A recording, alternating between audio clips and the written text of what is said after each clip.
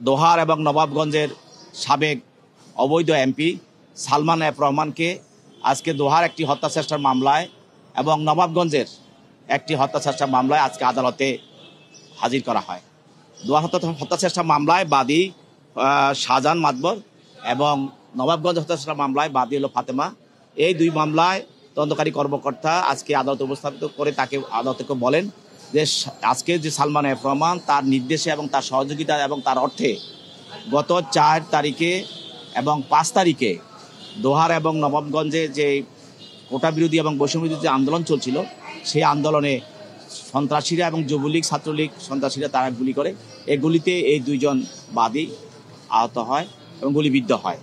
এই মামলায় যেহেতু সেই 1 নম্বর আসামি এবং তার প্রত্যক্ষ সহযোগিতা এবং অর্থে এই ধরনের আন্দোলনের বিরুদ্ধে যে ঘটনাগুলো ঘটেছে গুলিবিদ্ধ বিষয়টা আসছে আদালতের সামনে, সেই জন্য আদালত তাদের বিরুদ্ধে দোহার থানা মামলায় তার বিরুদ্ধে 3 দিন রিমান্ড মঞ্জুর করেন এবং নবাবগঞ্জ থানায় তার বিরুদ্ধে 4 দিনের রিমান্ড মঞ্জুর করেন এবং পরবর্তীতে তার পক্ষে আইনজীবীরাও তার রিমান্ড বাতিল করে জামিনে প্রার্থনা করেন। বিজ্ঞ আদালত উভয়ের বক্তব্য শোনার পর রিমান্ড মঞ্জুর করেন এবং তাকে তদন্তকারী কর্মকর্তা হেফাজতে প্রদান করেন।